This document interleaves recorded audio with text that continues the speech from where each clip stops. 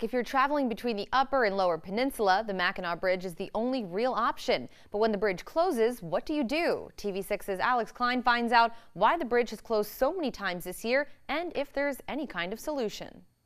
Since it was built in 1957, the Mackinac Bridge has closed 20 times. But this year alone, the Mighty Mac has closed 4 times, 3 times in the past week due to unusual freezing rain. One local resident was affected by one of those closures and had to wait 17 hours for the bridge to reopen. I was coming back from Lower Michigan, and I got the text from the Mackinac Bridge that the bridge was closed.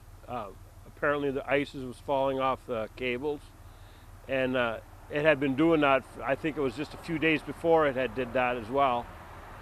And so I stopped in Gaylord and kind of waited in Gaylord, Bob Sweeney, who's been with the Mackinac Bridge Authority for the past 15 years, says the unusual weather in the past month is to blame. The ice that formed on the cables, it became a dangerous situation.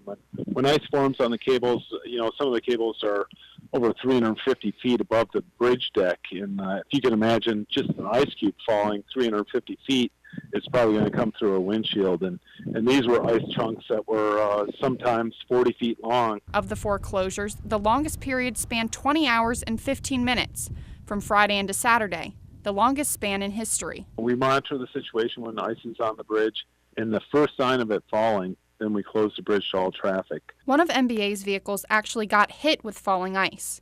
So while it may not be the best situation getting stuck on the wrong side of the bridge, it all comes down to safety. Safety is our number one priority. We want everybody that's traveling across the bridge to be completely safe. MBA does not have plans to change anything on the bridge right now, but they're continuing to monitor technological advancements to see if anything is practical for the future. Alex Klein, TV6 News, Ishpeming.